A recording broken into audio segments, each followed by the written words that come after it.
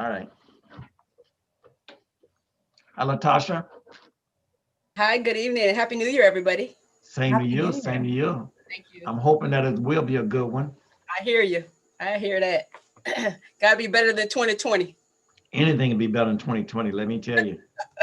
Good evening, everyone, and Happy New Year. It is 8 o'clock, so our first meeting of the new year, May 4th, is called to order. Councilwoman Kimberly James. Present. Councilman Dubose Antoine. Councilman Hector Gutierrez. Hello, present. Councilwoman Latresa Aiken-Wells. Here. Councilman Alan Mears. Here. Madam Mayor, you have a quorum. Excellent, thank you. We will have the city manager's report. So Ms. Brown, you have the floor. Good afternoon and Happy New Year to everyone. Good evening.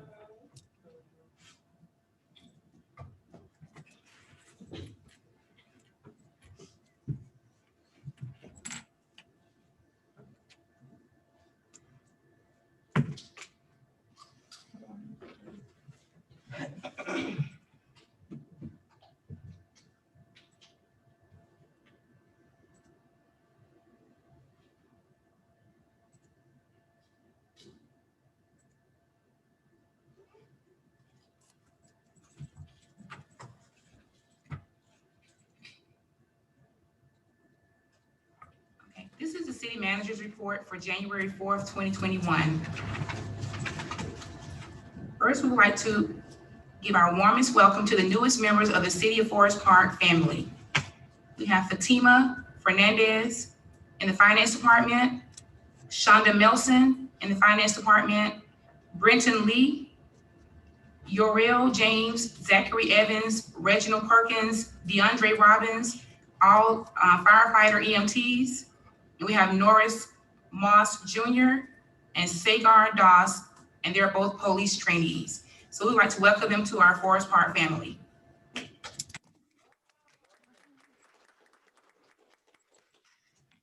This is the City of Forest Park City News, Information, and Events. Past events. The City Holiday Parade was held on December 5th, 2020, and it was a great turnout. Thanks to all of the staff for their hard work and everyone that participated in this event.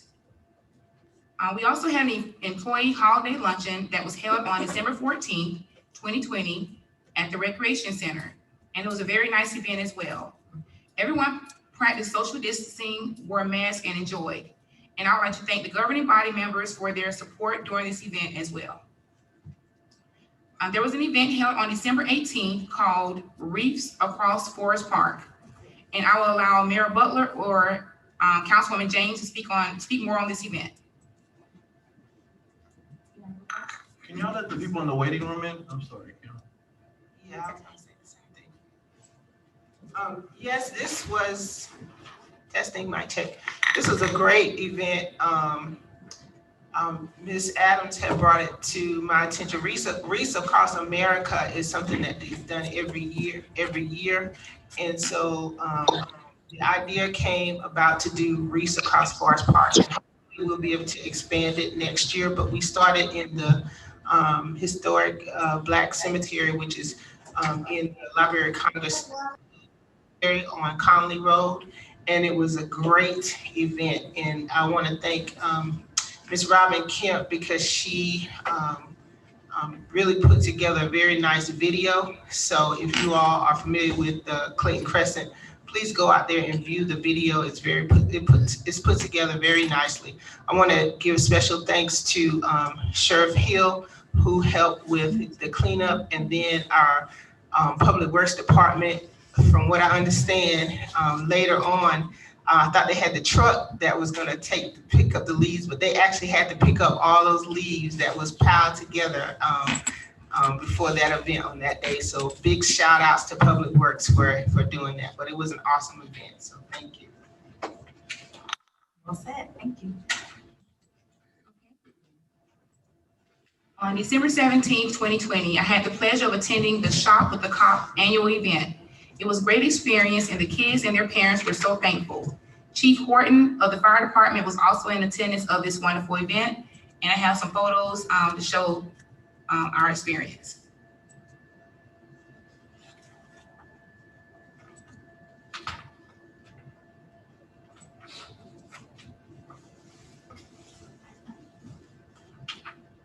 Okay, please keep the family of Mr. Clyde Lee in your continued prayers. Mr. Lee was employed with the City of Forest Park for over 40 years in the Public Works Department. His funeral service was held on December 23rd, 2020. Second annual wreath laying ceremony in honor of Officer Richard Cash was held today at 10 a.m. and it was a very touching ceremony. And I have photos, a couple photos to show the event today.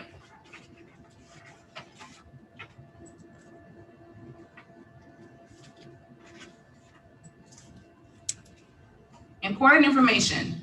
In the last meeting, we discussed the reopening plan for the city that would take place on January 11, 2021. However, due to the number of increasings for the COVID, we would not be reopened to the public. All city staff will resume their normal work schedules and report back to work effective January 11th.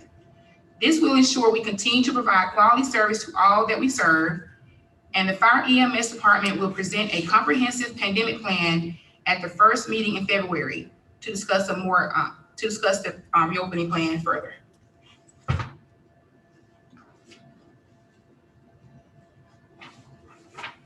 Upcoming events. The Martin Luther King Parade will be held on January 16th, 2021, starting at 11 a.m. We'll continue to have Wellness with Wells, which will be held each Tuesday at 6:00 p.m., located at the Rec Center. Councilman Gutierrez Food Truck Friday will be held on January 8th, 2021. Ward 1 neighborhood meeting with Councilwoman James will resume on January 21st, 2021 at 5:00 p.m. And the meeting information is listed on the screen.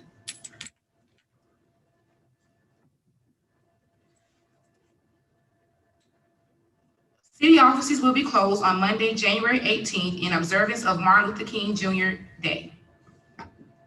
And Happy New Year to everyone. And that will conclude my report. All right, thank you. Our COVID update, Chief Horton or Division Chief Turner? Either one. Good evening. Actually, Deputy Chief Clemens has the first part of our report. Yes, please go ahead and give me a screen share. Okay, I'm gonna make you host. Thank you.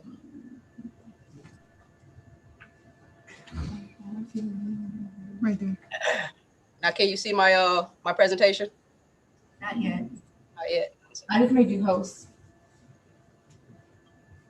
All right, here we go. You see it now?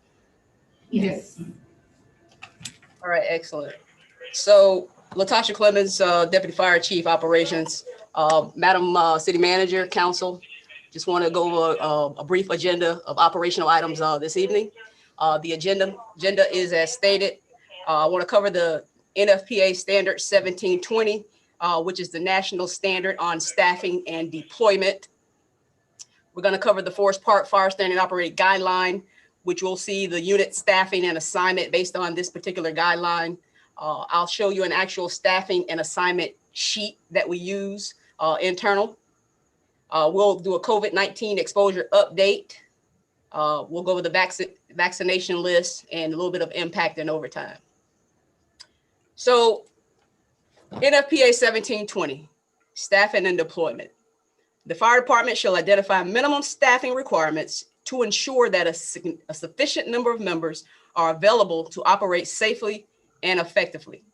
Now, keep in mind, minimum staffing is usually directed by the AHJ, the authority having jurisdiction. Fire Chief Clemens, You're not the slide's not changing. Yeah.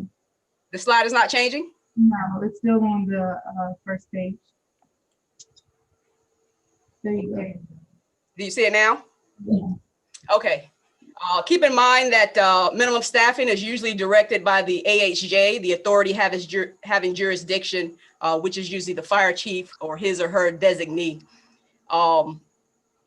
With that being said, it's even delved out based on certain demand zones or in a certain municipality, and has a required minimum response time. What are those demand zones? Let's go to our next slide.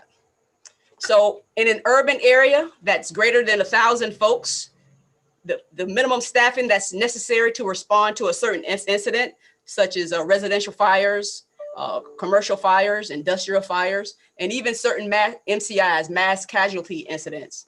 Minimum staffing for those incidents are 15 people with a response time, depending on your the population that you're serving.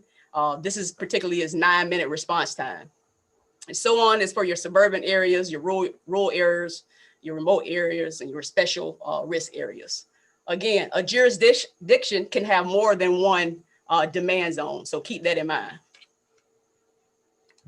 The Forest Park Fire and Emergency Services Standing Operated Guideline that addresses our minimum staffing and unit assignments.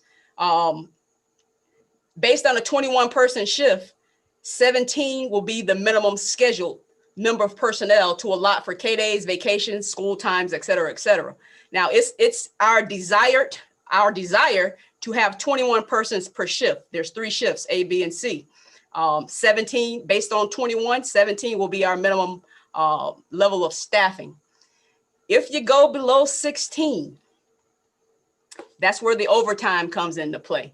So if you look at this particular guideline, 21 personnel allows us to fully staff our units, our engines with 4 persons, our trucks with 3 persons, our quints with 3, our rescues with 2. All of this is based on that NFPA standard, pending the incident that you're responding to.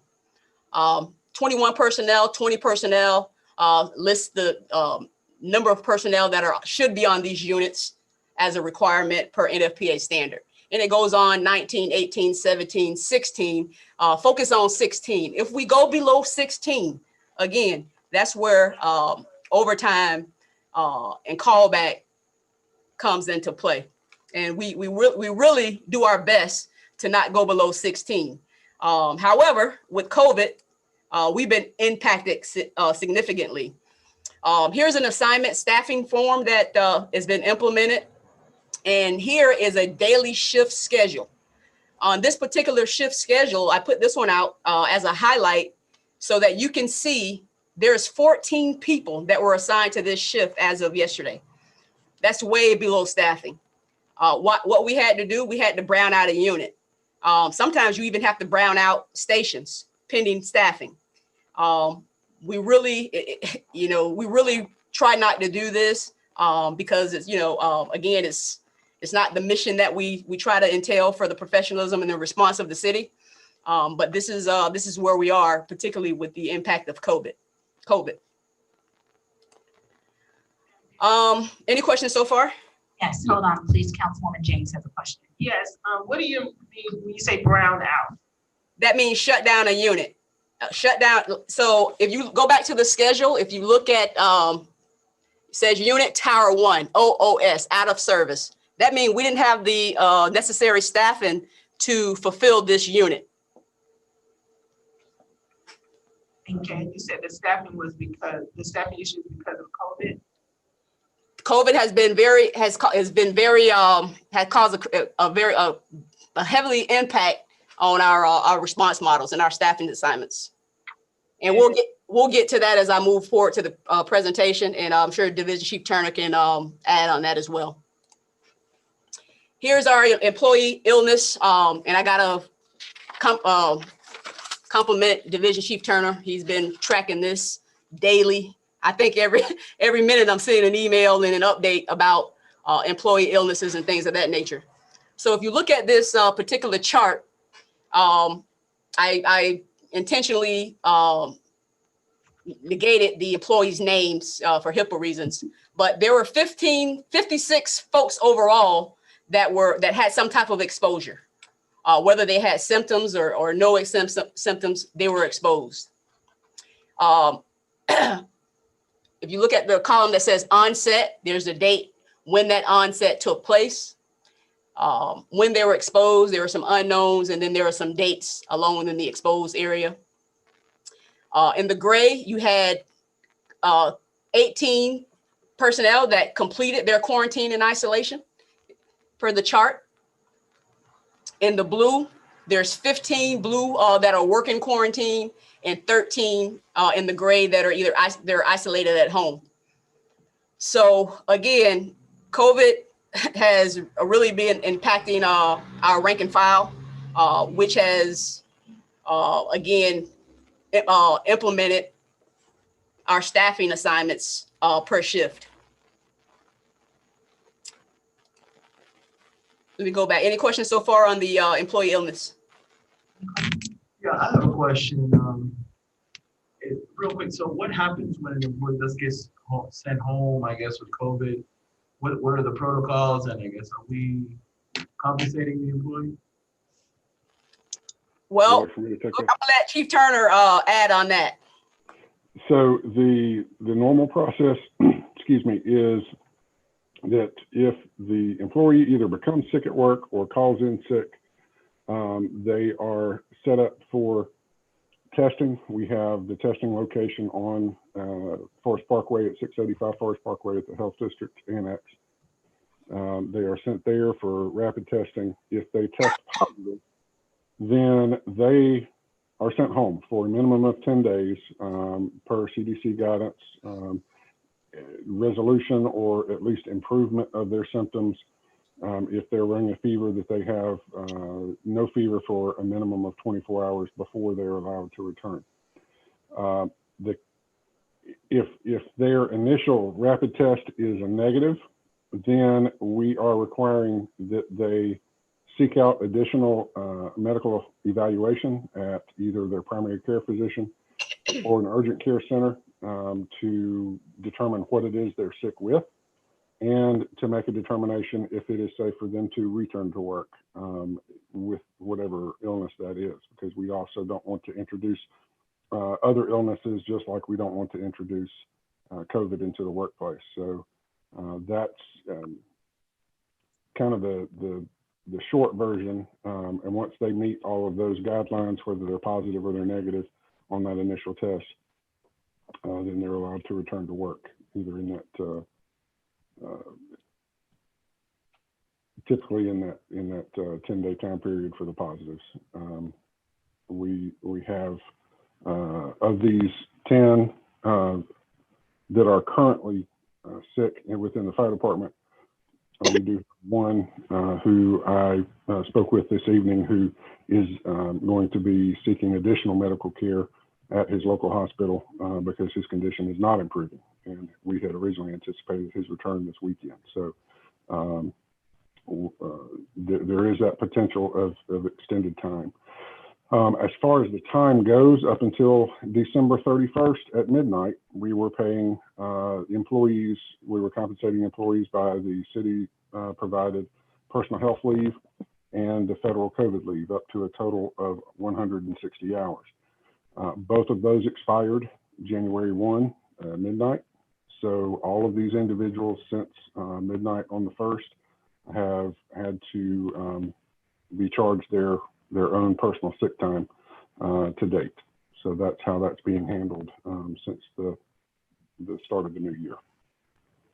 Okay, that was my main concern. I definitely don't want that to be happening. So I guess That will be extended. okay, thank you. That was it. And I guess like if the whole 160 hours, how long is that? Well, for the firefighter schedule, they work a 24-hour schedule. I do a little quick math. It's roughly 6 shifts, I believe.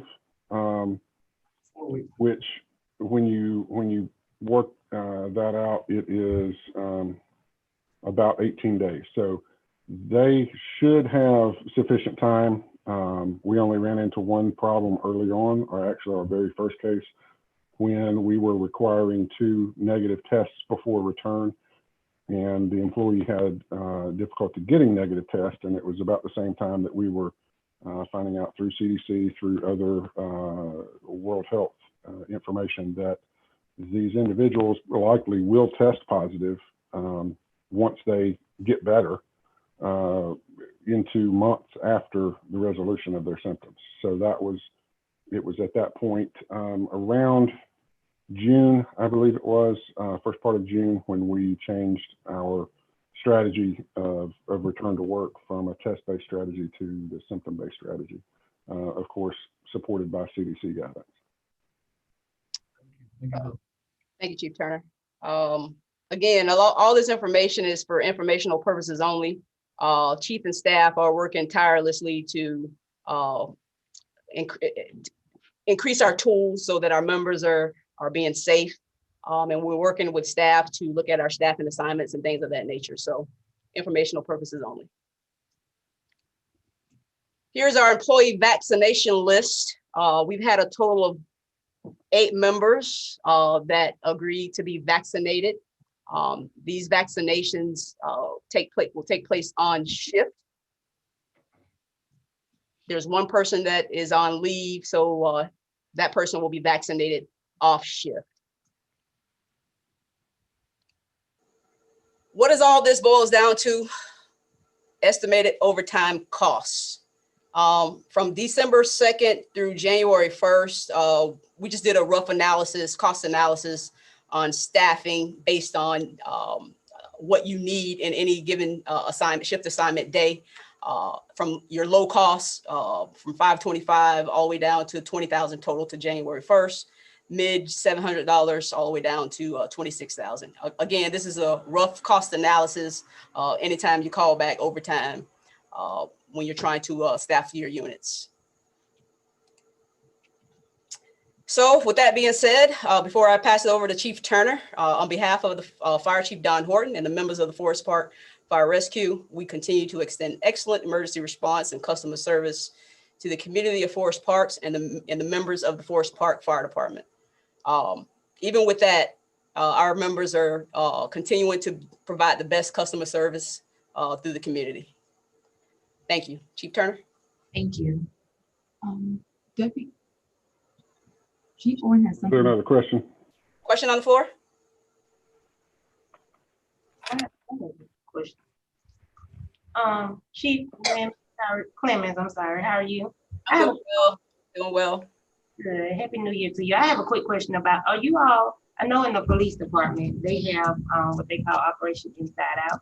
Are you all utilizing all employees regardless of rank? Are you all thinking? I'm sorry, go ahead. I'm sorry. Yeah. So Councilwoman, our staffing is based on need, if that's what you're asking. Yeah. Yeah. So it's based on staffing assignments. If I can, let me just go back to the shift calendar for a sec. If you look at this schedule, if you see where it says shift and it says BC, that's a battalion chief rank. That person is the shift commander on any significant incident. So each shift has a battalion chief. And when that battalion chief isn't there, one of the acting captains will ride up to battalion chiefs. As you can see on this calendar, this schedule, Captain King is there. So not anybody can go anywhere because of the certifications and trainings and things of that nature. But we do have, we do try to staff accordingly. And I want to point out something as well, if I can, based on the schedule. When looking at this schedule, this is B shift. About 4 of these members were called back from A shift. Again, you know, due to staffing being out on COVID and things of that nature. So we're working tirelessly to try to get our folks safe and healed up. Chief Horton, do you have any closing comments on that? Yeah, can you hear me? Yes, sir. Can council hear me? Yes. To the council body, honorable mayor and council body, this whole presentation was to simply give you some idea on the management of your fire service through this COVID. The absentee rate due to COVID, coupled with the vacancies, the 10 vacancies we have, the 5 people in students that we have, all plays a part in our response model. My attempt today for staff to provide you this information is for the at-risk public too. I do not want, when you hear about branding out stations, when you hear about shutting down units, there's a reason for it. And I just wanted to put that before you, before that miscommunication got out there. At the same time, we're trying to manage a budget. I've worked diligently and continue to work with the city manager as we speak about leave time for our personnel. So that's on the plate also. But this whole presentation, again, was not to ask for anything tonight, but to simply give you a place of information so you can respond to your constituents if they see a unit out of service or something out of the ordinary. We will continue to work through this process with our vacancies. I'm just as much as concerned, not only about those people out for COVID, but as your fire chief, those individuals who work multiple hours in overtime is also concerning to me. They need time to rest. They need time to spend with their family. They're stepped on board to work many, many hours of overtime. And we're trying to develop a peer support program to address their needs at the same time. So again, as Joel, Division Chief Turner will follow me, and we'll go through this quickly. This was for information to keep you apprised on where we are with our budget and overtime, where we are looking for the needs and outcomes of our employees for working overtime, where we are with our vaccination. We're going to talk about that. And thank you for your time. Thank you. All right. Good evening, Mayor and Council. This information really should come as no surprise. If you've been watching the news lately, you know that COVID-19 numbers continue to rise, not only statewide, but nationally. The same is true within our city. The current average rate of daily positives among those tested statewide is 17.7% currently. That's a daily percentage over the past 2 weeks, 6.9% higher than 2 weeks ago when we met.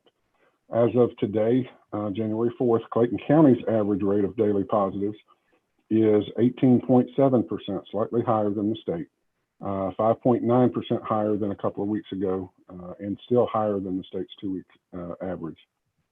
As reported by the Clayton County Health District this morning, Forest Park currently has 1,426 cumulative cases. Roughly 26 of those are active in the city limits.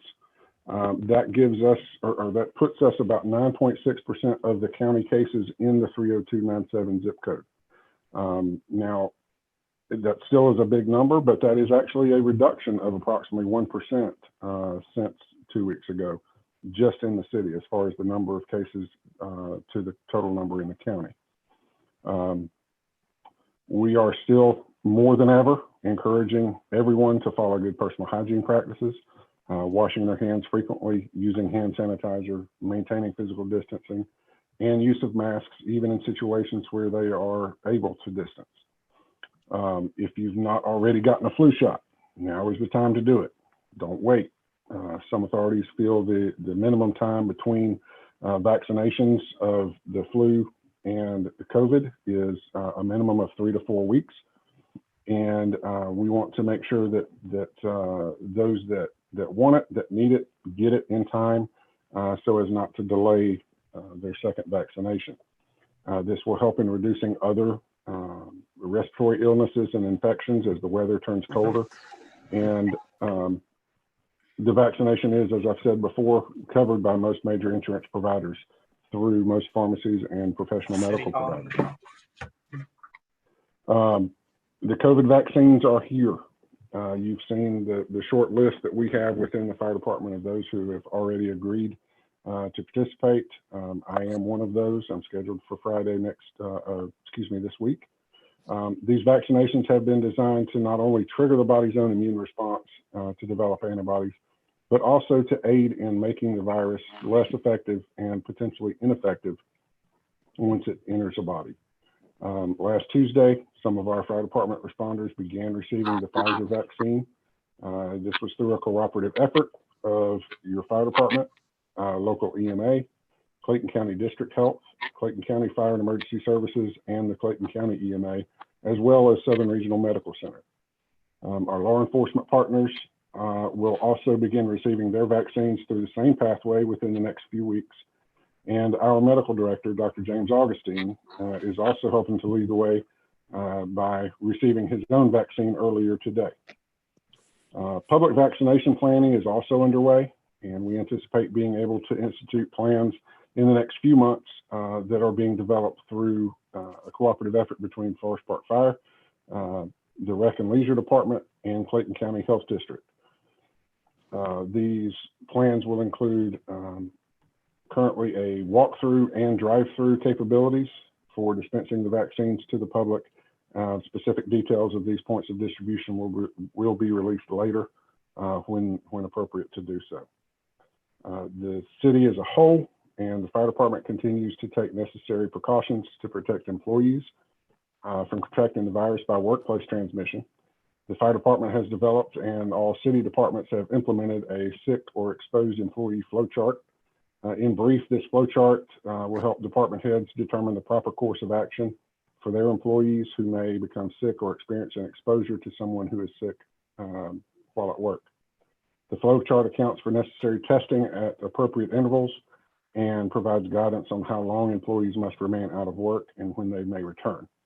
All of the guidance within the or steps within the flow chart are based on CDC guidance as it currently stands, and will adapt and adjust as CDC revises their guidance for us. Finally, all city departments have also instituted the use of a commercial grade sanitizing sprayer and solution. The process of building sanitizing at a minimum will be every Friday afternoon, or at least, or the last work day before a holiday break. And anytime an employee becomes sick while at work and may pose an exposure risk to their employees. This process has been documented and distributed to all department heads, and each department is responsible for their own work areas. With that, I am happy to take any questions. Are there any questions? I don't have a question. I just have a comment. Today I wasn't feeling too good, and I was a little scared. And I called our council aide, Ms. Thomas, and she put me in touch with Mr. Turner. And I just want to commend just the whole procedure that you have. It's very efficient, very quick. I went over there and got tested. I thought I had it. You know, when you think you have it, you start getting all the symptoms in your head. And I went over there, and the ladies just did the test. In 15 minutes, they told me, they gave me a result. And then, you know, I'll get another one. So just want to commend you on that, Mr. Turner. Well, I'm glad to know that you tested out negative, and we're glad to know that that process is working like it should. Any other questions or comments? All right, thank you, sir. Dr. Turner, can you make me host? I think Deputy Quinn is making host by accident. Yes, I will. Okay, up next, we have a zoning ordinance assessment and recommendations for new ordinances. There you go. Ms. Kurzik with the collaborative firm. And so, ma'am, you'll have the floor in just a moment.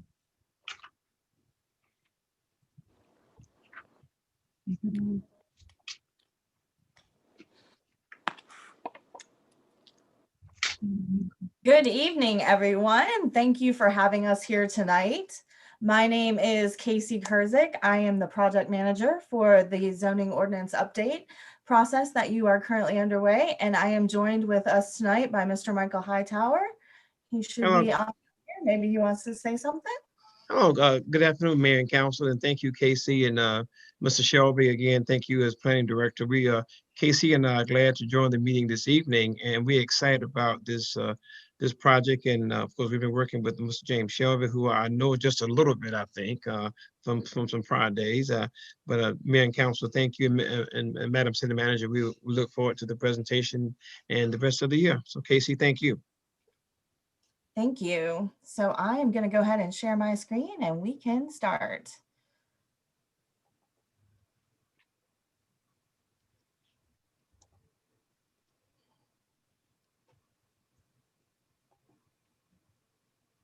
Oh, let's see.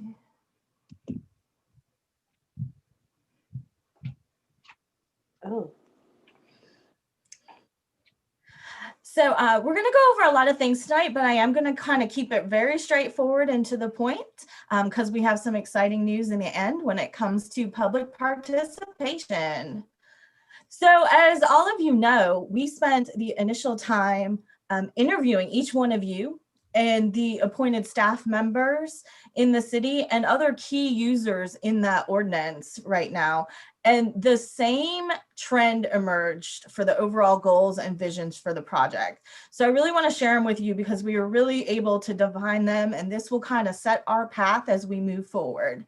and that is to improve organization and user friendliness for all users of the document, incorporate graphs, charts, and illustrations, define all of the uses and the terms, update the zoning districts, integrate architectural and design requirements, and modernize use classification system, and streamline all of the review processes.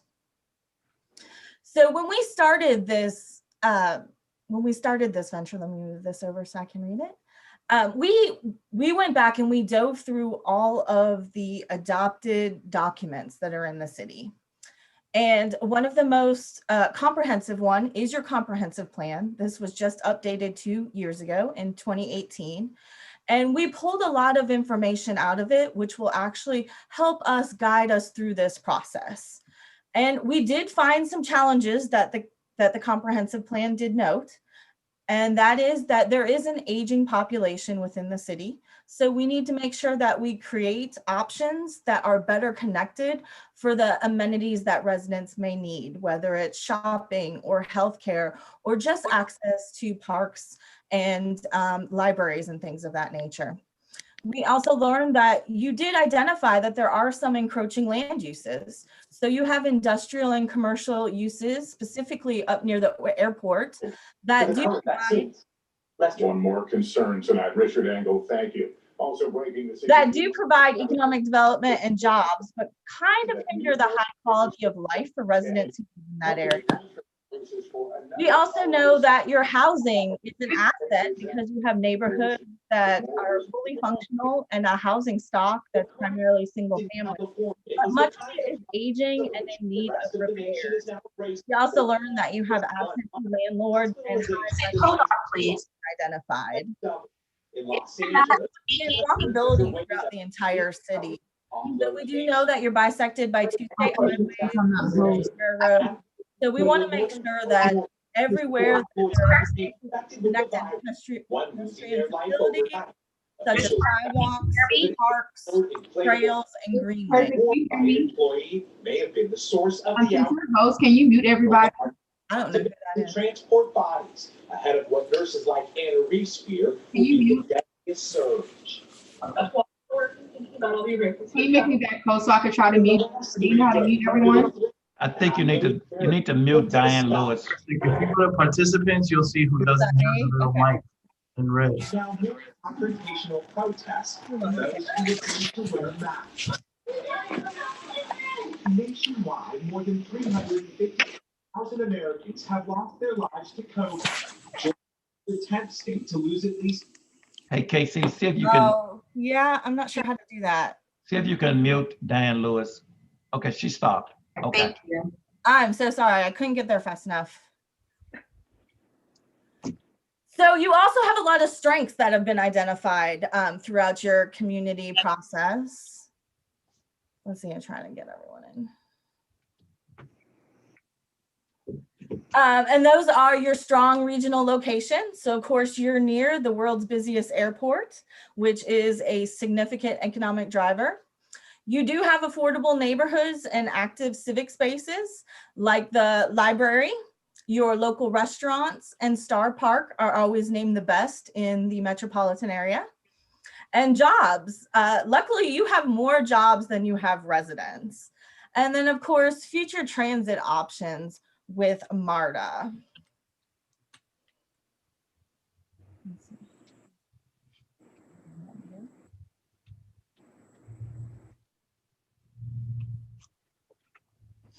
Now, within the comprehensive plan, you actually have a future land use map. And I know these are kind of small, but we'll just kind of talk about this as a higher level. And that is the idea of the future land use map is that this essentially equates to your current zoning map. So where you've identified things like single family residential, or more importantly, maybe some mixed use options around the city, this is one of the guiding documents that we will use when we look forward to creating any new districts or locating any new areas on the map. We also went through, and we do know that you are currently in the process of updating your downtown Main Street LCI district. So we are working with your staff, and your staff is working with the consultants. So we know that there will be an update to the design guidelines that will come out of this. And we expect those to be pedestrian bicycle access, sidewalks, street trees, street furniture, lighting, and building materials. And all of that information will then actually be incorporated into this new zoning ordinance. So when you adopt everything, you're adopting everything from one standpoint and not having to go back and piecemeal it. We also know that you have the Fort Gill master plan. So of course, this is one of your logistics center, which is has been used, and more tenants are moving in every day. So this is one of your economic drivers that we'll look at focusing on when it comes to the industrial districts. And there's also a couple areas up on the frontage of Highway 42 that has some mixed use properties. So let's just dive in a little bit to what we know so far about the ordinance as it sits. And that is that you do have all the districts that you need to. You have 6 residential zoning districts, 2 of which are single family. One is kind of a duplex and a triplex. Then you actually have 2 districts that are designed for apartments, condominium, townhouses. You also have a mobile home park district. In your commercial districts, you actually have 3 different districts that all provide the uses, whether they be neighborhood commercial uses or your commercial uses near the interstate or along Jonesboro and Forest Parkway. Then, of course, you have districts that include your industrial districts. So that would be your light industrial, your heavy industrial. You have your planned industrial district, which is more specific to the farmers market. And then, of course, the Gillum district, which is specific to the Fort Gillum area. And then you actually have the planned unit development, which currently is the only way in the ordinance that you can have a mixed use product. So let's just dive in a little bit so you can see how your land use is actually composited throughout the county. So your single family residential districts are almost over 38%, and your residential districts alone account for approximately 40% total. You have about 10% of land uses that are in commercial districts, and then almost another 40% of districts are located in your industrial areas. And then you just have about 5 and 10% that are just kind of specific to the cases, whether it be that planned unit development or that planned industrial district. So now, if you remember, we wanted to talk about the relationship to that comprehensive plan and that future land use map. And we did find that there are several gaps in deployment for your districts overall. So of course you do have the low density residential areas and medium density residential areas. But right now there isn't really a high density residential component within your existing ordinance. You have your commercial districts. One thing that isn't broken out more specifically is like your office, institutional, and your professional uses. And then as you can see, when we get down to the blue area, those are going to be the mixed use districts that comprehensive plan has spelled out. So the community, the elected officials, your planning staff, they've already thought through things that they want to see in the future. So now this is our time that we can learn from that and figure out the most appropriate way to incorporate some of these. And then of course you have your light industrial districts and your specialty districts. So some potential solutions we can look at, and through this whole process, we're really going to dive in and see what makes the most sense for all of the users. So that would be your planning staff, that would be your residential, that would be your business owners and your large developers. So we can look at possibly combining some of the districts in the residential. We talked with staff about maybe reorganizing some of your commercial districts to make them more of a hierarchy system, so they're more logical in the planning world. And then they did note that there are some more specific requirements that may be needed in some of those industrial districts, like the planned industrial and the Gillum.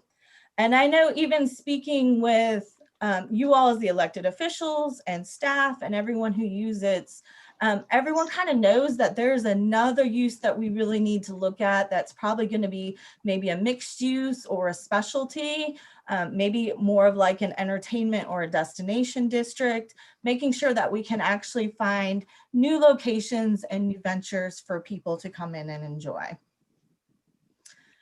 Now, once again, we had all those goals in the beginning. So now we're going to kind of take those goals and we're going to kind of throw some areas so you can think about how those go into the zoning ordinance.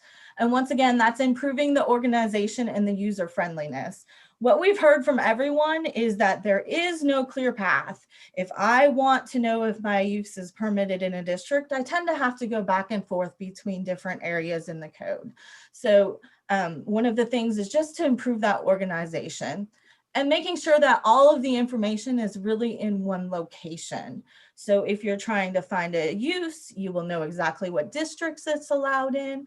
And on top of that, you will know what setbacks are allowed, possibly what lot coverage, potential building materials, landscaping items, things like that. Creating some charts and some charts and some tables to make sure that the words that we use, everyone can understand and that they're easily defined. And then updating the uses. And what I mean by uses is those specific uses that are coming into your community, that the businesses are applying for licenses and your staff are reviewing every day. And then once again, defining all of the uses and the terms. Now, this is just one layout that we had used before. It doesn't mean that we're going to use this exact same one, but I want to kind of let you understand what we are thinking about when we say putting all the information in one central location. So this slide and the slide back is designed as a 2-page layout. So you'll see that it will describe that district intent. It will spell out all of those permitted uses. It actually goes so far as explaining the accessory uses, the conditional uses, and spelling out exactly what sections you can find those out in the code. And then this layout goes hand in hand with that, and that is making sure that all of the setbacks and the standards are defined. So in this table that was used previously, looking at the minimum lot area, the minimum lot width, lot depth, lot frontage, whether it does have a connection to sewer and water. And then all of your setbacks are spelled out quite clearly, depending on the roadway classification that they're on. And then also diving as far in as the lot coverage and the floor area ratio is what was used here. And through this whole process, we've kind of talked with we've done our initial investigations, we've talked with staff, we've had some internal meetings where we can really get the feedback of what's going on. And we know that's from more to reviewer standpoint side. So we do know that not all districts have the same type of information in it. We do know that there's definitions that need to be clear. The one example that was used is height. Many of you may or may not know, but there are very different ways to measure height. You can measure it from the grade, from the front to back ratios, from the basement, from the roof pitch, from the median gable. And we want to make sure that everyone who uses the code will know exactly where that height calculation will come from. Same thing from talking to staff and the users right now, we found that some of the setbacks are a little too restrictive in certain residential areas. We did note that the setbacks are actually measured from the center line of the road, but when the surveys are coming in, they're not showing that such center line destination because now the term you would use would be from the front property line. Looking at some average setbacks and infill for additions and needing to simplify some calculations for lot coverages. And then we've also talked about use regulations. So I won't go through all of these, but we've found that there are just a lot of current uses that aren't easily identifiable in the code as it exists right now. So every time it comes up, staff has to make a determination on something and they really don't have good words, terms, definitions by which to use from. Some of the ones that stands out are going to be art and entertainment venues, breweries and distilleries, auto brokers, food trucks, things of that nature. And then once again, going in and making sure that we're using these terms and these graphics. So when we're talking about building area, we have a diagram, which you see on the right, that will show a person how to interpret where their front yard setback is, where their rear property line is, and things of that nature. So now that we've kind of gone over some of the things that we found so far, we are getting to the point that is really the most exciting, which is where we need everyone's help and input, and that is our community involvement process. So we've kind of identified some of the issues, but now we need to really ask and find out and dive in a little deeper to what some of the other users are experiencing when they use the code. So currently, I'm not sure if you know it's up, but we actually have a project website and it's linked through your current website. So everything in here is up to date. So anyone can always check in and see where we are in that process for any upcoming meetings or feedback. And this is the one thing that we're asking for everyone's help today, which is we have a virtual community meeting coming up on January 13th. So that is next Wednesday. It'll be at 6 p.m. And this will be for anyone. We really want anyone and everyone to attend. So you as the elected officials, obviously staff will be there, residents, business owners, developers, anyone who may just have property and want to know future capacities that they could build on. We really want to hear from them. So this will be about an hour-long meeting where we will kind of educate the public and we will ask them a lot of questions and get their feedback, and that will also help guide this entire process.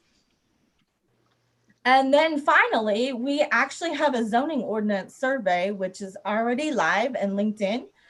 You can log on to the website and find all of these documents and you can take the survey. So the survey will be up until March 1st. So there are about a dozen questions that people can answer in regards to how they perceive the different uses, the different districts, the densities, and what they're seeing across the land in the city. So we're really excited to get the feedback from that. So that is really what we're here to talk about, just kind of give you a brief update of where we are. And if there's any questions, we can definitely answer them. Are there any questions or comments? I don't have a question, but I do want to make sure that we share those in our social media platforms. Yes, sir. Thank you, Councilwoman James. I was going to say that I'm very excited about this. It's been a long time coming, and so thank you for all the work that you all are doing. We're looking forward to just getting the feedback from the community and moving forward with our new zoning ordinance. Yes, thank you. All right, thank you guys very much. Thank you. Please. Yes, I've got to remember how to do it. You just go to participants where it says City of Forest Park. It'll say more, and then you'll click make host.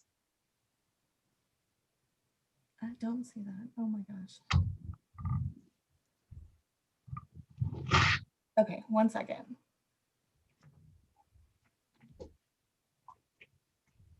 There you go. Should be back to you. Thank you so much, everyone. Thank you. Thank you, Ms. Power. So new business, item 1, discussion to appoint the mayor pro tem. And if there are not any recommendations, I would like to ask Councilwoman James if she'll remain. I'd like to appoint Councilman Edgewater. Any other discussion? So we Questions or do comments? change every year, right? If you choose. Item 2, discussion to appoint election superintendent. If we cannot agree, then by default, it will fall upon the city's clerk. I've say we keep who we have. We haven't had any issues. 3 relationships now, it's been great.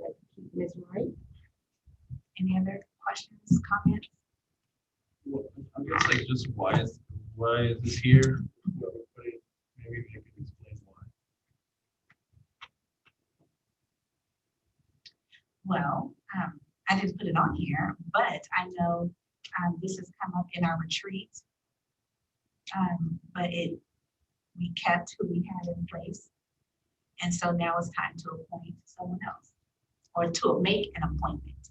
And if we choose to go with Ms. Wright, then that's the direction the council would choose to go in. And if we choose to go in another direction, this is our time to do so. Well, Madam Mayor, I would recommend that we put it out to select, to get people that's interested in applying for both the election superintendent and the election superintendent.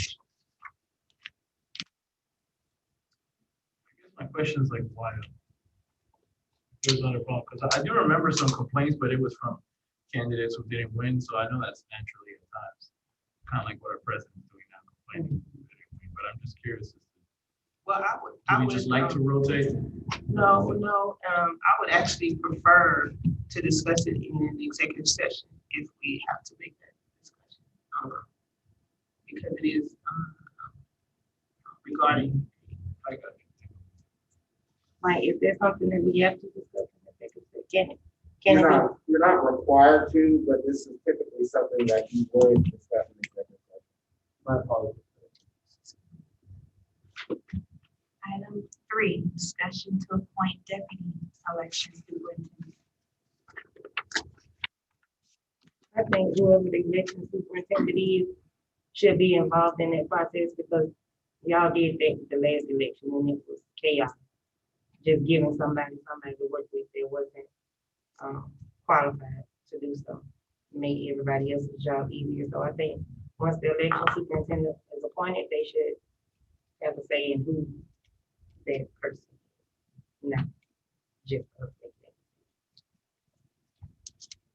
To be clear, because when I got here, the elections were over. The election superintendent is the person that oversees the whole process? Yeah. And the deputy is what, the helper? Essentially, yes. Which is a position appointed by council. Item 4, discussion to approve a resolution to set and publish qualification fees for the 2021 general election for the offices of mayor and council wards 1 and 2. Background and summary. Title 21 of the Official Code of Georgia requires that qualification fees for public offices are fixed and published no later than February 1st. Any comments or questions or discussion on this item? Do we see any need to increase or decrease the standing amount? Madam Mayor, this is more of a housekeeping kind of deal because the statute sets the fee as 3% of the preceding salaries for each position. So even though it says we're supposed to set it, it's already fixed by statute. What we are required to do is to publish those fees prior to February 1st. Item 5, discussion to appoint development authority board members. Yes, Madam Mayor, I would like to, and I think I sent the information to all council members. One of our residents, Dexter Hartsfield, I would like to recommend him to be a member of the Development Authority Board to take that vacancy. Any other questions or comments? Item 6, discussion to select pension plan options. Background and summary. GMA pension plan staff will prepare documents for the governing body's approval once the city decides which plan they will select. This item will be placed on the regular agenda once we receive the documents from GMA. With this plan, I think Brown and I spoke about the Wasn't it something we added? Or we talked about it before the employee versus when it comes to because I think when I brought it up, it was for the but the council part of it, and I think it said something about one term or 4 years, And I think in order for the city to invest or give back, it shouldn't be, because that means every person that's elected is gonna be losing money. And to me, that's not fair. You should be able to at least do 2 terms. But that's the only, everything else is good. That's the only issue that I hear with that. I would like to sit down there. We had this discussion during our recent work session, and I just want to see what the full impact of the finances will be on the city as it relates to this plan that we have, a retirement plan. I know that we were discussing in our retreat about stopping that plan and moving to this plan. But I still feel like we need to get a little bit more details as to how it's going to impact the city. I know I had some questions about the fees that was associated with implementing this plan.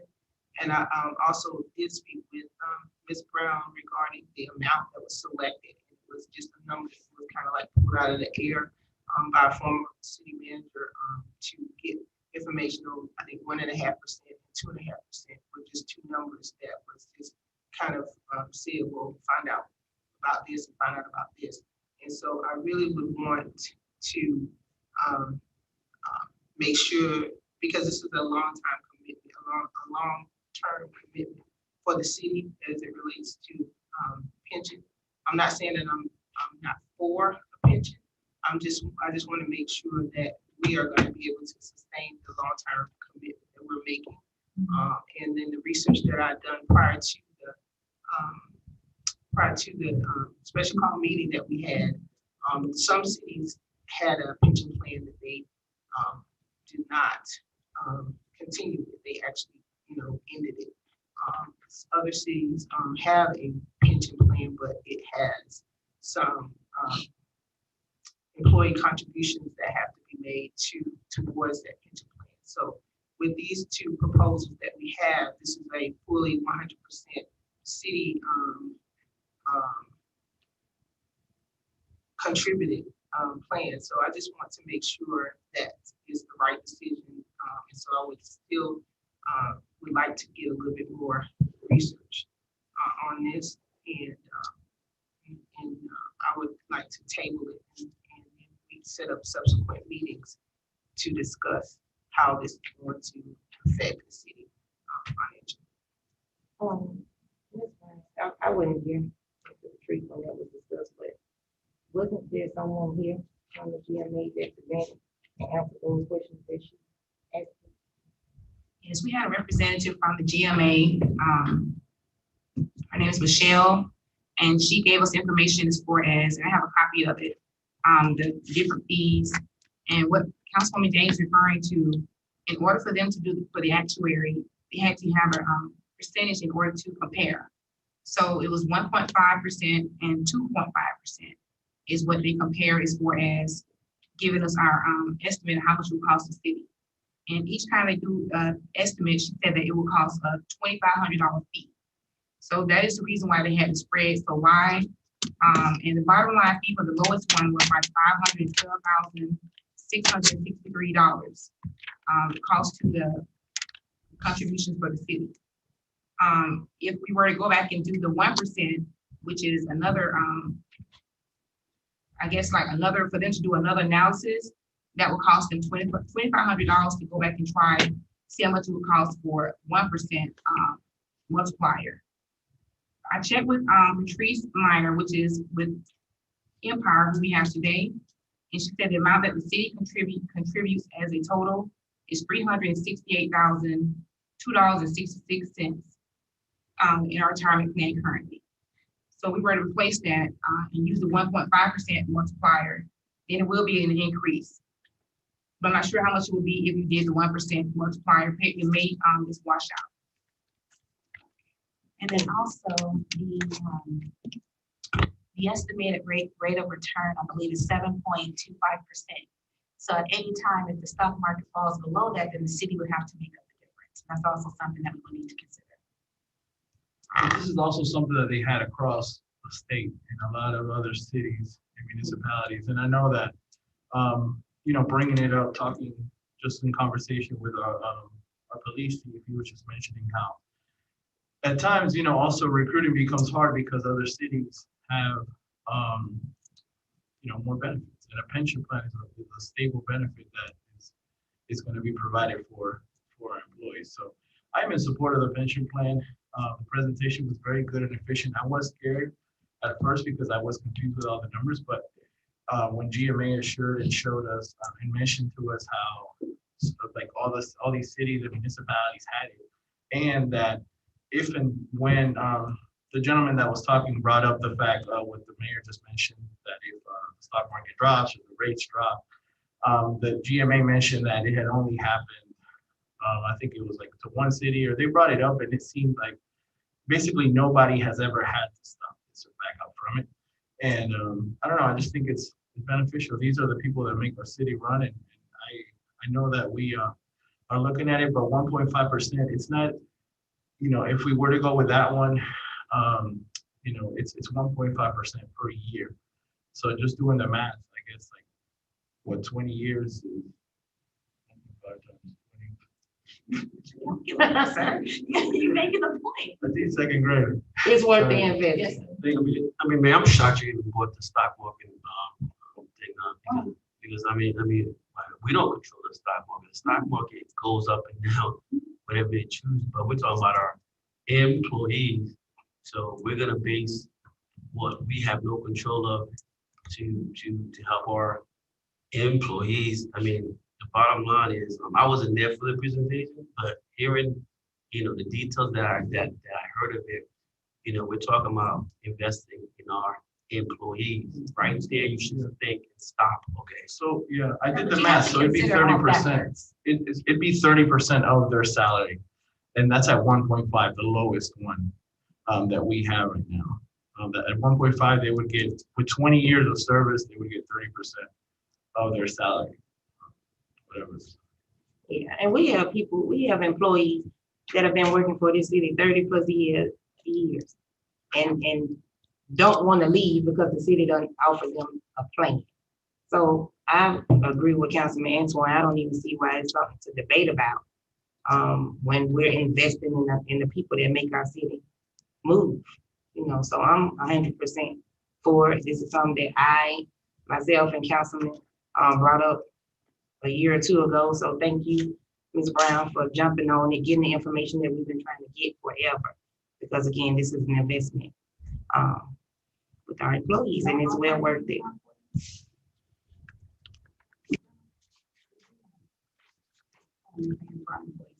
Yes, we do have a retirement plan for our employees. It's the 457 plan or compensation plan. Totally different. Thank you. Any other questions or comments? I definitely would like for us to have our finance director in place. I am for investing in our employees, but I do think it's very critical that we look at all factors. I honestly, also the gentleman that hopped on and gave his expertise, it just seemed like he didn't want the plan to begin with. Right. He just seemed very, well, I don't know, but he just seemed like it was like, you know, a no-go from the get-go. And I don't know, I like the perspective from GMA. I want to hear all sides, but ideally, I think this is the way to go, especially when so many other municipalities have it. I would hate to lose talent to another municipality because, you know, they have a secure pension plan and we don't. Any other questions or comments? Have we had a conversation with our employees and all about it? I have spoken with employees from HR standpoint and from city manager standpoint. And they are really excited about this opportunity as far as getting the pension. So they are very excited about it. And they understand that I explained to them that we may not contribute to the other plan anymore, but they can keep that plan and they can still contribute to it and still have like a savings for themselves, because with that plan, you can take loans out. With the pension, you can't borrow money on your pension. So they were very excited and agreeable to it. Investment. I want to make sure I'm clear. It's not that I'm against it. I don't want you all to feel like I'm against this. And I don't think it's a debate, it's just to make sure that if it's something that we commit to doing, we're able to fulfill that. Like I said, in the preliminary research that I did, and I'll say preliminary because it was, really short, reaching out to different cities to get and gather information. There has been cities that have had a pension plan that had to stop their pension plan. Alpharetta, for one, had to stop their pension plan. And there are other cities like Lake City that has a pension plan, but their pension plan includes some form of employee contribution as opposed to the city doing the bulk of everything. So again, it's not that I'm against. Don't think that I'm against it at all. It's just that I want to make sure that we're doing the due diligence to make sure that we'll be able to sustain what we're saying that we want to do on the long term. So what would that look like? Let's say, I just don't want this to fall on the wasteland, especially when we've been working on, it's been something that was brought up 2 years ago. What more information would you need? I would like to get a comparison as to, what the cost would be to the city if we were to have, like we have with the 401k, some type of employee contribution. There was a fee that was explained or that was presented in the presentation that if employees are not participating, the city has to pay a certain amount of fee. I don't have the information in front of me now, but it's like, a substantial amount is pretty much the same amount that we would pay if they were participating or not participating. I think it was slightly more if they were not participating. The city would be on the hook. What does that mean? What is, how does that look? Does it mean that, an employee decides they don't want to be a part of it and the city has to continue to pay? I just don't know those answers. And so, like I said, I'm not trying to debate with you all. I'm just trying to say that I feel like, we need more information regarding it. And I do agree with Councilwoman Wells as far as the council is concerned. I don't even think the council can even have to be a part of this pension plan. We're talking about this is for our employees. I feel like that's, that should be the focus of what we're trying to do. I think part of we are employees also. So I don't disagree with that. Going back to overall, the information is here. There's a representative from GMA that came in and shared everything that not debating, but the information is right here. Secondly, this is where it comes back to, if you don't agree with it, Mike, is there a way we can pass some legislation where we could exclude a council member from not receiving their pensions? Well, you do not have to accept the pension. Okay, sure. Right. That's exactly what I was talking about. Even in the process, there is a information that was provided. What happens when? How does that impact the city? Because there's still a fee and a charge that the city has to pay if you're not participating. So those are questions that need to be answered. So I'm just saying. Any other questions or comments? Just like if you want to withdraw, right, health benefits, you choose not to get the benefits.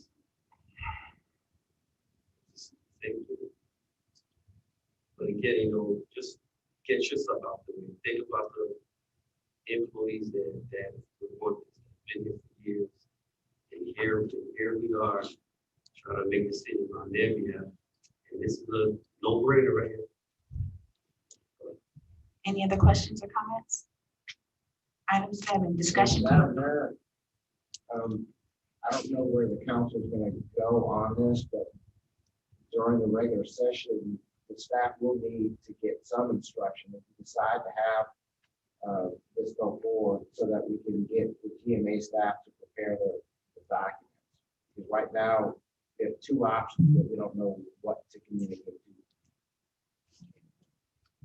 Item 7, discussion to approve Before we volunteer go day. to that, I just want to be clear, right, on what you're saying. So we need to decide which option that we want to, and what would you suggest?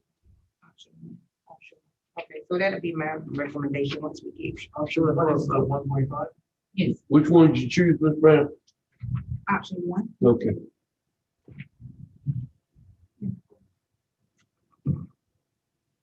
Volunteer day. Oh, all right.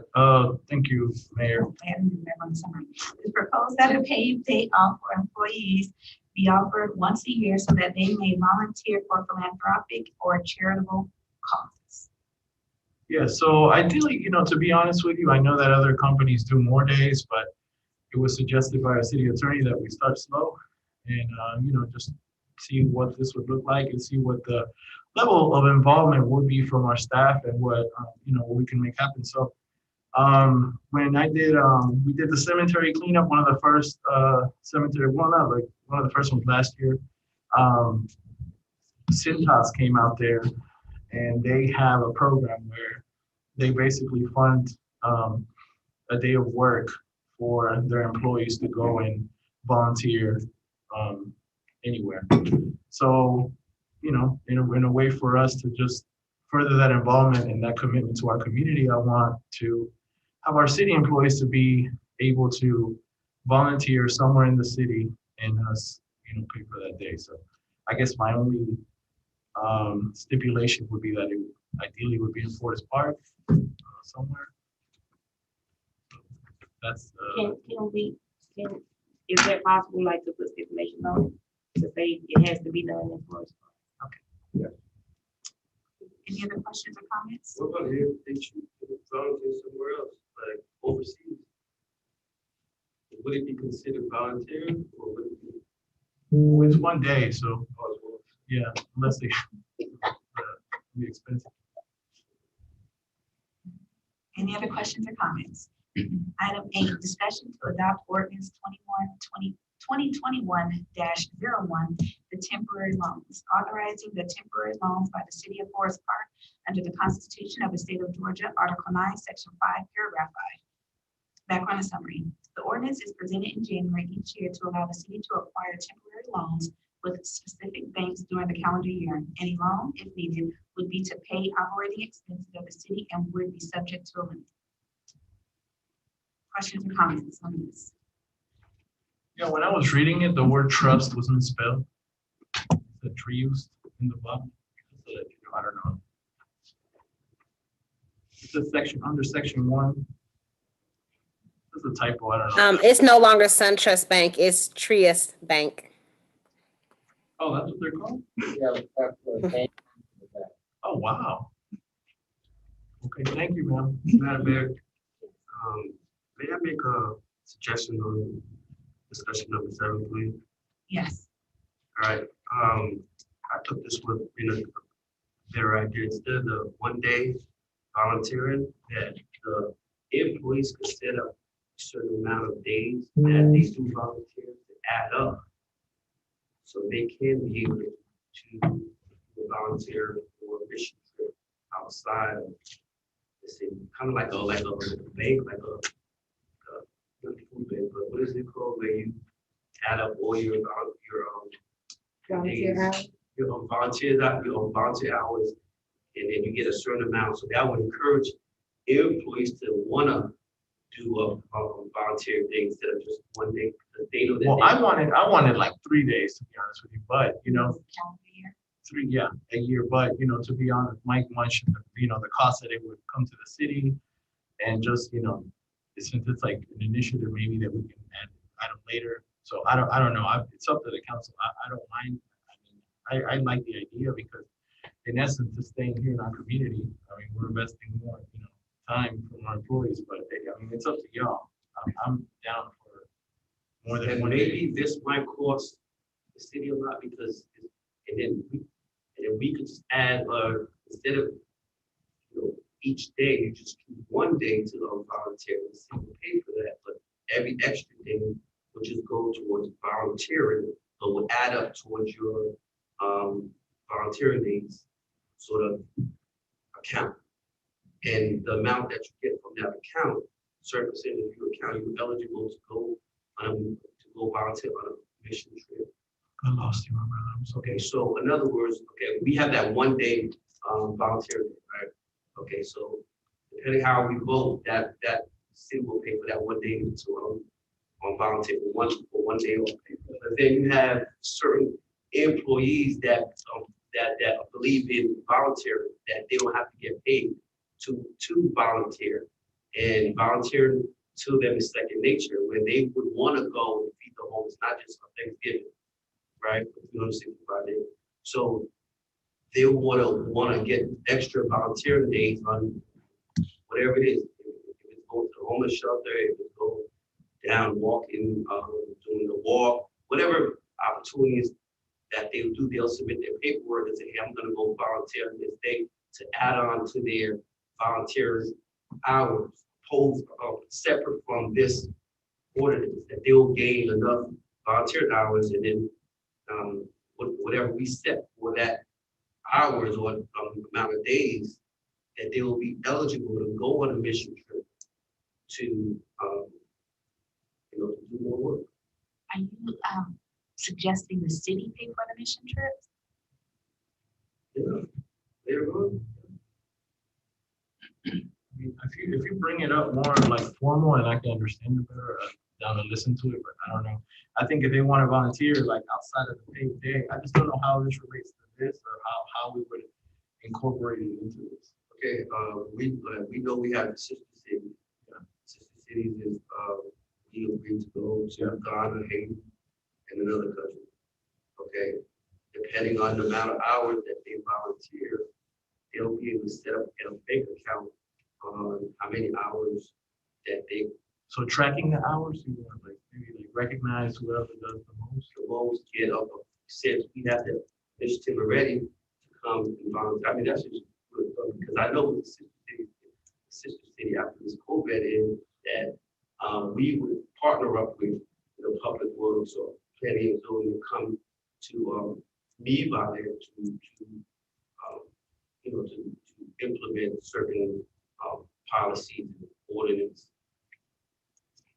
So it's in that realm where we're thinking about, since we're doing volunteerism and we know we have this initiative, how do we cause our employees to want to volunteer, to want to do this? Understand? Yeah, I like it. I think this is a great start to see how soon could this be even implemented? Like, could it be this year? For the as presented, you could implement that fairly quickly once we put guidelines in place. Yes, Councilman Antoine, as he's added to that, we have to kind of think a little bit more about that and how to structure that. So that would take the time to come back with something. Yeah, I'm talking about like the day one, like that one. The day one, if y'all approve that, then the staff would be directed to put together some guidelines, and that could be almost immediate. Thank you. So let me ask a question regarding the volunteer day. Are we speaking of a day for a day, like in how many days? Is that what you're talking about? They put in a day. So 8 hours, like I guess it would be like an 8-hour day. So if they volunteer, say, to give out food or whatever the guidelines are, then for those 8 hours, they get to take an 8-hour day off. No, they would just get paid for that day. So in essence, if you go and do, like my idea was, if you go do the time, then you would get those hours of paid time, whatever hours you're volunteering. But it's something, I'm sorry, something outside of a regular city event. Just with charitable organizations, nonprofits. Yeah. I honestly, I was thinking just Forest Park, within the churches, walking seniors. I mean, I don't think it would be, I would be opposed, or I don't think y'all would if they would volunteer at the senior center. If it's somebody maybe from finance that doesn't even interact with seniors and they go over there and volunteer. So everything would be in Forest Park. So if it's going to painting a senior house, even if it's going to, well, I wanted it to be, but it doesn't have to be. Like I'm open. I just think giving back, and it's just gonna make it a better, city. even if it's coming back here and volunteering, helping take out trash within their own department. That's volunteering. It don't have to be in their department, but just overall, like go and cut grass somewhere within the city property there. Yeah, that would be dope. But going again is, just going down the guidelines is what. Yeah. Overall, the ordinance, as far as the go and pass it. So let me ask, Mike, and I guess this would be a question that you can help me understand. If we agree to the volunteer day leave, but then the guidelines are not something that we are agreeable on or whatever, does it have to come back to us, or are we just saying we agree to do this without knowing what the specific guidelines are, and whatever the guidelines are, we're just going to do it either way? So in part, I would have to defer to the city manager on her comfort level with putting together guidelines. But what I'm hearing as presented is be one leave day off to volunteer for a cause that occurs within the city limits of Forest Park. That's specific enough in terms of putting together guidelines that we can track. And so if an employee takes a day off, they fill out a form. This is where I intend to volunteer, and they take it, and whoever the organizer of the organization signs off, yes, this person volunteered on this day for this many hours. That we can do without any further need for council to consider. If it's something more complicated than that, then probably we need to prepare something and bring that back to you all to adopt. And I'll go further on by electing co-chairs and the city manager to put that. I did want to say, like, I wouldn't want to, Mr. Brown, I would leave it up to your judgment. And it's like, if somebody's passionate about Alzheimer's, and, we don't have an Alzheimer's walk here, and there's one in Jonesboro, they're helping with an event, I wouldn't necessarily be hurt. But I mean, ideally, the goal of this is for, our employers to just, further their involvement within our own community, especially at times, with some of them that don't even, don't live here. So they might not interact as much with our community. Now, I say Clayton County, that might be broad enough to cover more organizations. But, that's y'all's judgment call. Ideally, FP. Yeah, that's what I would be.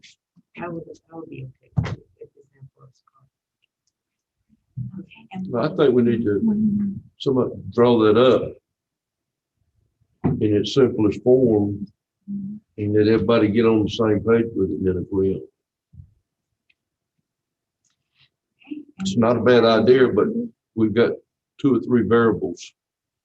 Could be, would be, should be, and it needs to be something that sit down in front of us that we all can agree on and understand that this is the way it's going to operate. City attorney just let me share that the overall is that we all agree on volunteering 1 day off, and then they could volunteer at an organization and they'll provide proof of the hours to the city manager to sign off, and that would be their justification that they volunteered to a legitimate nonprofit, or what is it?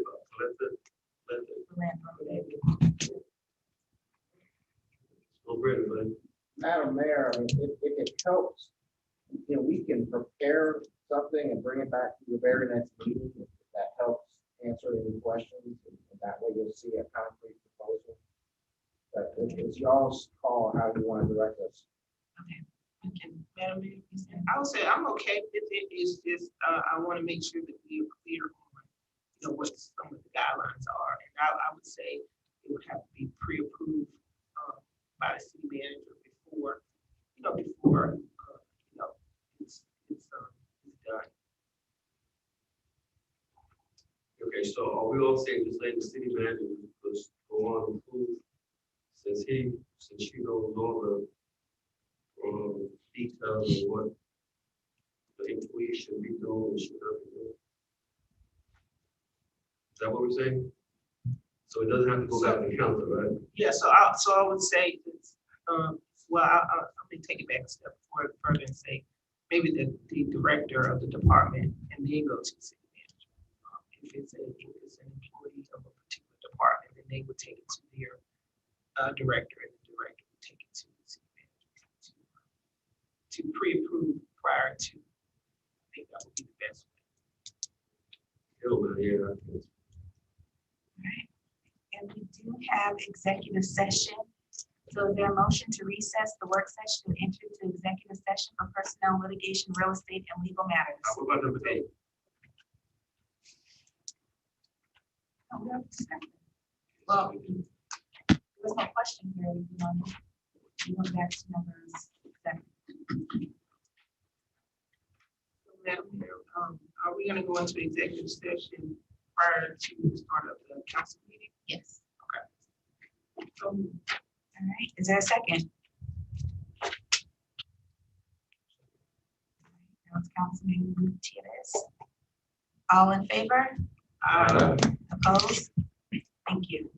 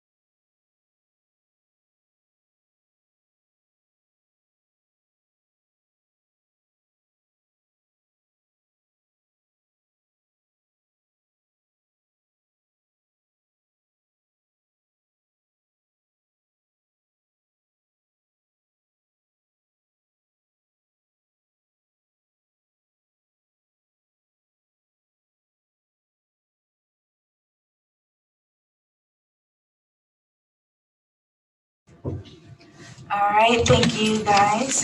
Is there a motion to adjourn the executive session and reconvene in our work session? So moved. Is there a second? I'll second. All in favor? Aye. Opposed? Thank you. Now, is there a motion to adjourn the work session? Is there a second? Second. All in favor? Aye. Opposed? All right, thank you. Now, it is 9:01, and the regular meeting for mayor and council for January 4th is called to order. Can you make sure that all the attendees are in? Pastor Clinkscale. Yeah, Mike Clinkscales, if you could unmute him. Sir, you have the floor for the invocation. To all those who are able to stand, can you please do so and remain standing throughout the pledge of allegiance.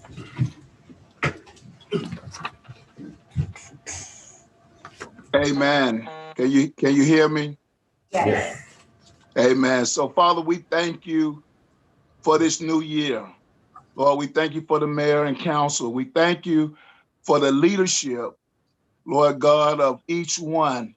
Lord, as we come together and be led into this new year to do your will, Lord, we pray your wisdom over each one and all those in authority.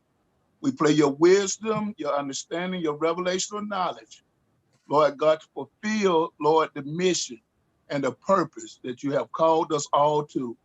Now, Lord God, we ask that you bless the rest of this meeting. Lord, let your spirit guide and lead, Lord God, into all truth. Now, we thank you and we give you all the glory and all the praise.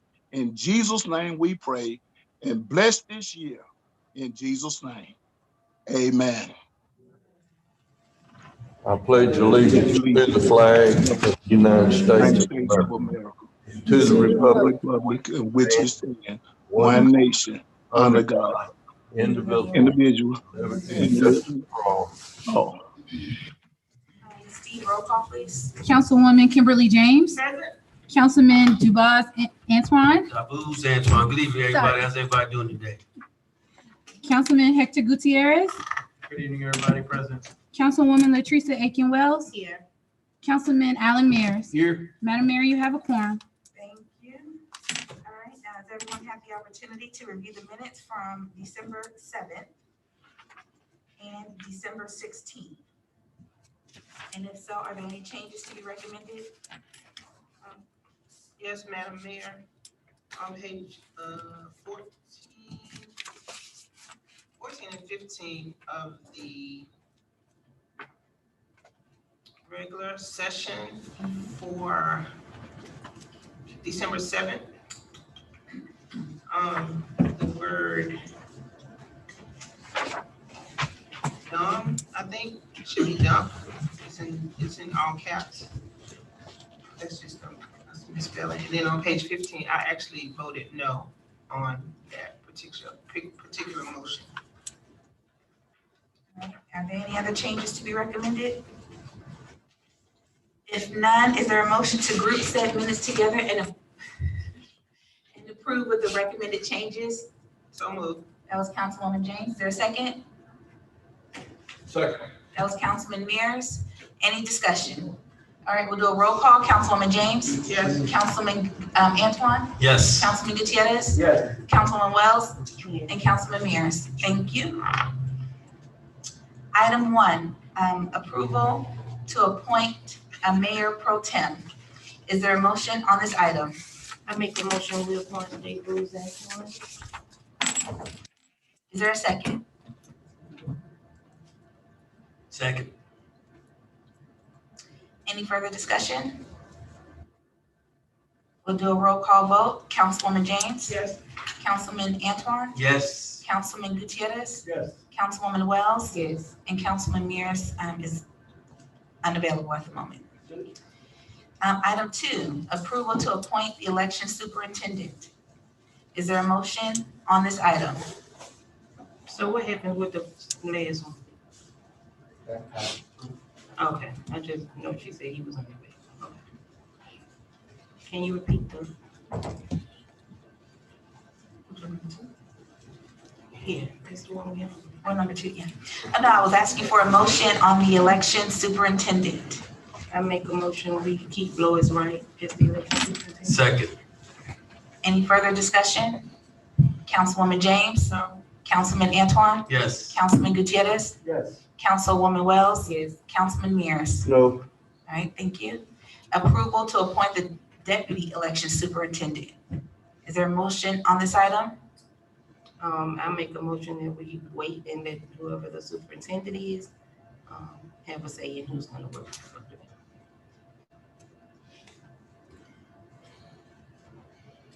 So I make a motion, we table this item, I guess. Is there a second? I second. Any further discussion? Councilwoman James? Yes. Councilman Antoine? Yes. Councilman Gutierrez? Yes. Councilwoman Wells? Councilman Mears? Yes. All right, number 4, approval to appoint. Point of order. Yes, sir. Mayor. Well, pardon the break there, but pro tem, how did we go with that? Councilman Antoine. I didn't get voted, but it's okay. Yeah, you were unavailable at Yeah. the moment, but it passed. Let's see. Number 4, approval to appoint Development Authority Board member. Is there a motion? Madam Mayor, make a motion that we table this item. Okay, is there a second? Second. All right, that was Councilman Gutierrez. Any further discussion?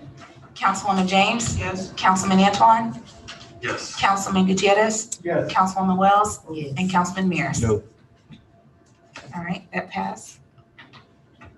Item 5, approve a resolution to set and publish qualification fees for the 2021 general election for the offices of mayor, council, wards 1 and 2. So moved. Okay, Councilwoman James, is there a second? I second. Councilman Mears, any further discussion? Councilwoman James? Yes. Councilman Antoine? Yes. Councilman Gutierrez? Yes. Councilwoman Wells? Yes. And Councilman Mears? Yes. All right, thank you. Approval to grant volunteer day leave. Is there a motion to approve this item? So moved. That was Councilman Wells, is there a second? Councilman Gutierrez, any further discussion? Councilwoman James? Yes. Councilman Antoine? Yes. Councilman Gutierrez? Yes. Councilwoman Wells? Are you Yes. abstaining? Okay. Councilman Mears? Yes. All right.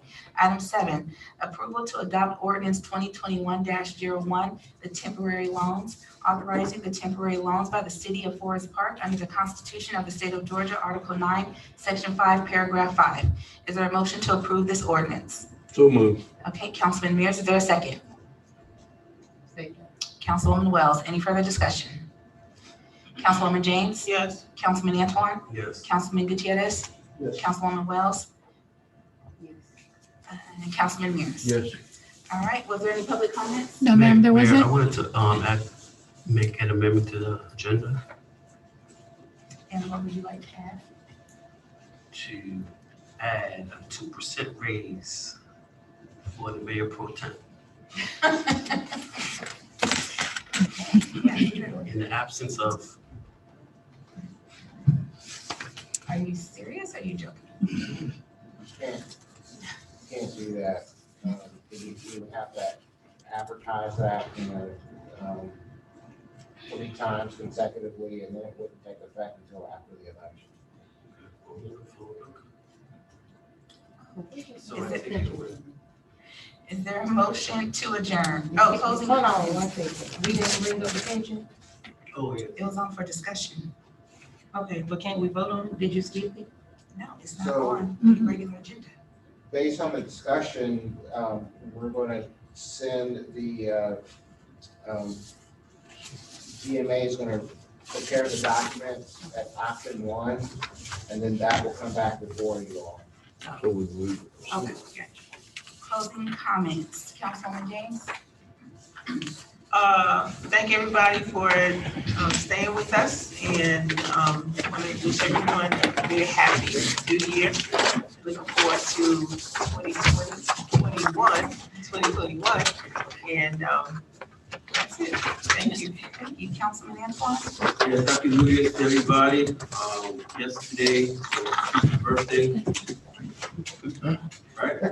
Saturday. Saturday. Happy belated birthday. Thank you. And I hope everybody a blessed new year. God's spirit would be on everybody. We have a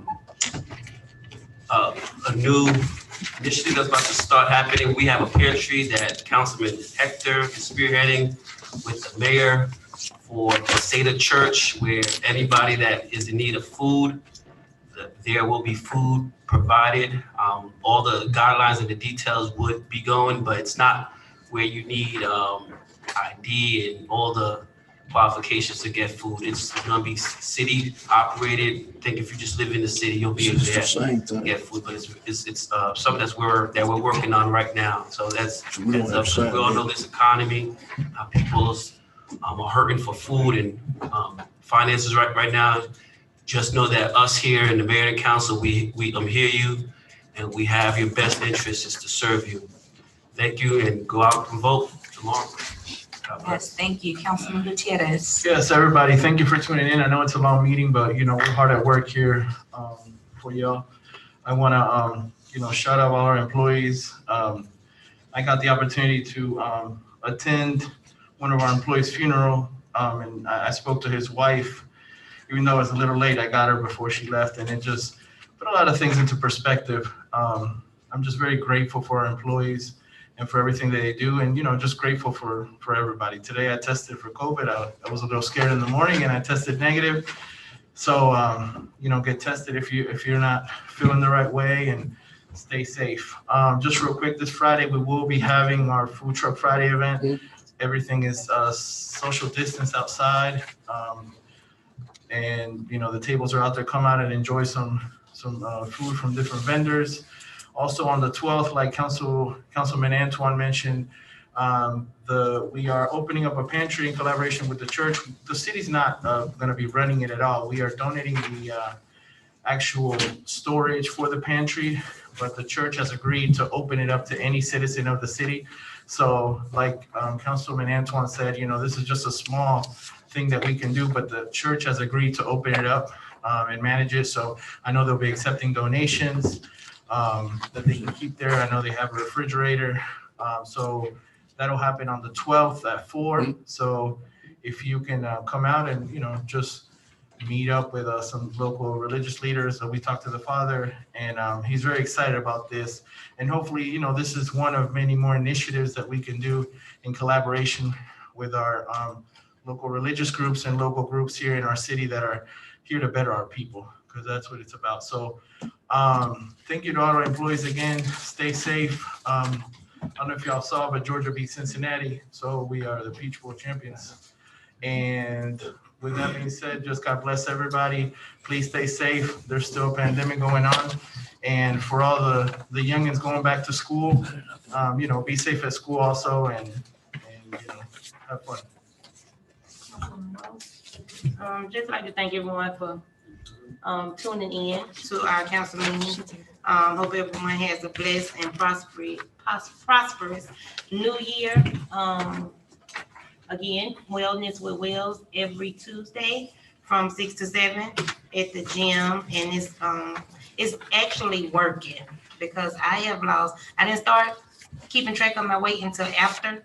But in the last 2 weeks, I've lost 7 pounds. So Wellness with Wells is actually working. So if you haven't came to do our hip hop aerobics, step aerobics, or whatever, you should come. It's very worth it. Thank you all so much, and have a blessed night. I'd like to thank everybody that is tuned in tonight, and hope everybody has a prosperous and happy new year. And I hope that we can get everything worked out and keep the city safe. We got a long, hard road ahead, but I think that everybody get their minds right and everything, that we can be very successful. Thank you. I'm sorry, Mayor, I forgot to, one shout out, Councilwoman Wells, happy birthday. I think it's like what, 29, 28, but happy birthday, 21. That's right. And I wanted to thank Mr. Rashmir. He gave a monetary donation. I was able to go around my ward and give out gifts. to some children. And it was just one of the most beautiful things I've done all year, just to see the faces of the parents, the faces of the children. It was just very rewarding. So thank you, Mr. Ashman, for that donation. I appreciate it. Yeah, I was, sorry, I need to say one more thing too. Thank you for reminding me, Councilman. But yes, I would like to say thank you to Mr. David Rashmi as well as others that donated. This is the 8th year that I've been doing the Christmas giveaway, and this year was a little different because of the pandemic. It meant a little more. And there was a lot of smiles on a lot of kids' faces. So I appreciate everyone that donated towards that initiative as well. Is there a motion to adjourn? So moved. Second, Second. all in favor? Aye.